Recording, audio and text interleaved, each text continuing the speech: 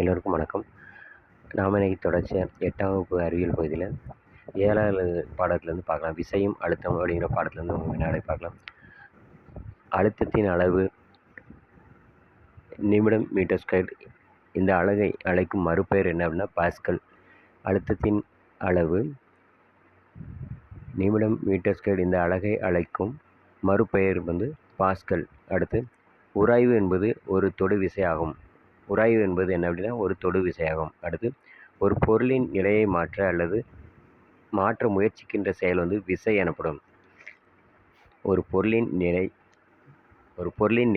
மாற்ற அல்லது மாற்ற முயற்சிக்கின்ற செயல் பெயர் தான் விசை எனப்படும். அடுத்து பன்னாட்டு அலகு முறையில் விசையின் அலகு என்னென்னா நியூட்டன். பன்னாட்டு அலகு முறையில் விசையின் அலகு நியூட்டன்.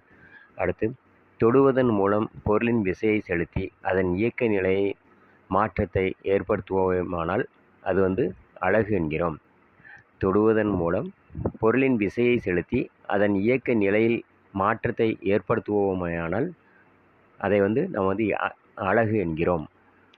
அடுத்து விசை எப்போதும் ஒரு பொருளின் எந்த மாற்றத்தை ஏற்படுத்த வேண்டிய அவசியம் இல்லை.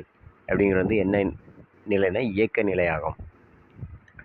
இயக்க நிலையில் விசை எப்போதும் ஒரு பொருளின் எந்த மாற்றத்தையும் ஏற்படுத்த வேண்டியது அவசியமில்லை.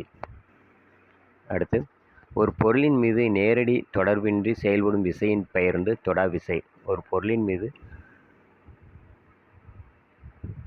நேரடி தொடர்பின்றி செயல்படும் விசையின் பெயர் தொடா விசை. அடுத்து புவி பொருட்களின் மீது செலுத்தும் கீழ்நோக்கிய இழு விசையே ஈர்ப்பு விசை எனப்படும்.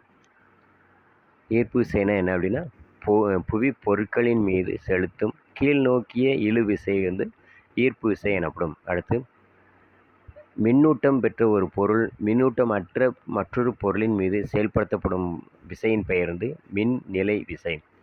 மின்னூட்டம் பெற்ற ஒரு பொருள் மின்னூட்டமற்ற மற்றொரு பொருளின் மீது செயல்படுத்தப்படும் விசையின் பெயர் மின் நிலை விசை. அடுத்து நீர்மங்கள் மற்றும் வாயுக்களை எவ்வாறு அழைக்கிறோம்னா பாய்மங்கள் என்று அழைக்கிறோம். நீர்மங்கள் மற்றும் வாயுக்களை எவ்வாறு அழைக்கிறோம்னா பாய்மங்கள் என்று அழைக்கிறோம். அடுத்து திரவங்கள் ஒரே அழுத்தத்தில் டேஷ் அழுத்தத்தை கொண்டிருக்கும். ஒரே அளவு அழுத்தத்தை கொண்டிருக்கும். திரவங்கள் ஒரே அழுத்தத்தில் டேஷ் அழுத்தத்தை கொண்டிருக்கும் அப்படின்னா ஒரே அளவு அழுத்தத்தை கொண்டிருக்கும். அடுத்து திரவங்களின் ஆழம் அதிகரிக்கும் போது அதனுடைய அழுத்தம் அதிகரிக்கும். திரவங்களின் ஆழம் அதிகரிக்கும் போது அதனுடைய அழுத்தம் அதிகரிக்கும். அடுத்து திரவங்களின் அழுத்தம் அவற்றின் அடர்த்தியை பொறுத்தது. திரவங்களின் அழுத்தம் அதனுடைய அடர்த்தியை பொறுத்தது. அடுத்து காற்று மண்டலம் புவியின் மீது செலுத்தும் அழுத்தத்தின் பெயர் வளிமண்டல அழுத்தம். காற்று மண்டலம் புவியின் மீது செலுத்தும் அழுத்தத்தின் பெயர் என்ன அப்படின்னா வளிமண்டல அழுத்தம். அடுத்து வளிமண்டல அழுத்தத்தை அளக்க பயன்படும் கருவி எது அப்படின்னா பாரமானி. வளிமண்டல அழுத்தத்தை அளக்க பயன்படும் கருவியின் பெயர் பாரமானி. அடுத்து நமது காலை தரையில் தேய்க்கும் போது காலின் இயக்கத்தை எதிர்க்கும் விசையின் பெயர் உராய்வு விசை.